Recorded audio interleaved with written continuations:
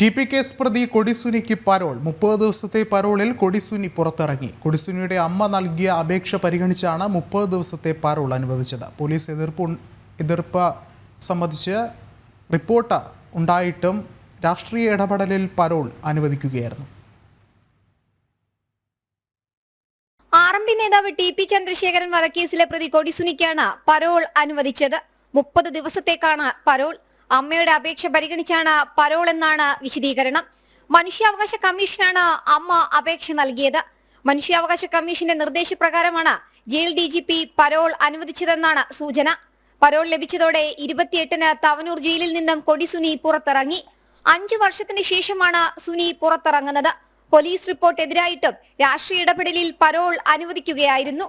ജയിലിൽ നിന്ന് പരോൾ ലഭിച്ച ഘട്ടങ്ങളിൽ ക്രിമിനൽ പ്രവർത്തനങ്ങളിൽ ഏർപ്പെട്ടതിനെ തുടർന്ന് സുനിക്ക് പരോൾ നൽകരുതെന്ന് പോലീസ് റിപ്പോർട്ട് നൽകിയിരുന്നു.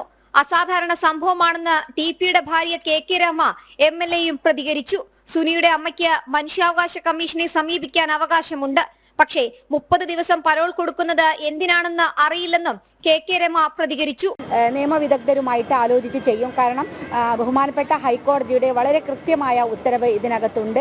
അതുമാത്രമല്ല, പരോളിൽ പാലിക്കേണ്ട ഒരു നിയമങ്ങളും ഇതിനകത്ത് പാലിക്കാതെ തന്നെയാണ് ഇപ്പോൾ കൊടിസുനിക്ക് ഈ ഒരു പരോൾ അനുവദിക്കപ്പെട്ടിരിക്കുന്നത്. അദ്ദേഹം 12 കേസിൽ പ്രതിയാണ്. അതാണ് ഏറ്റവും പ്രധാനപ്പെട്ട. ജയിലിൽ ഇറങ്ങിയിട്ട് കള്ളക്കേസ്, സ്വർണ്ണക്കടത്ത്, ആളുകളെ കൊലപാതകത്തിലേക്ക് വരുന്ന കേസുകളൊക്കെ ഈ സുനിയുടെ പേരുണ്ട്. അതിന്റെ ഭാഗമായിട്ടാണ് ഇപ്പോൾ തവനൂർ ജയിലിലേക്ക് ഈ സുനിയെ മാറ്റിയതിന്റെ കാരണവും അതാണ്. ഇതൊക്കെ നിലവിലിരിക്കുമ്പോൾ എങ്ങനെയാണ് 30 ദിവസത്തെ പരോൾ ഒരു പ്രതിക്ക് കൊടുക്കാനുണ്ടായ സാഹചര്യം ഉണ്ടായത്? അത് വിശദീകരിക്കേണ്ടത് കേരളത്തിലെ ആഭ്യന്തര വകുപ്പ് മന്ത്രിയാണ്. ജയിൽ DGP ഇതിന് മറുപടി പറഞ്ഞേ മതിയാവുള്ളൂ. രാഷ്ട്രീയ സ്വാധീനത്തിൽ കൊടും ക്രിമിനലായ പ്രതിക്ക് പരോൾ നൽകിയതിൽ അമർഷവും ശക്തമാവുകയാണ്. ജനം, തിരുവനന്തപുരം.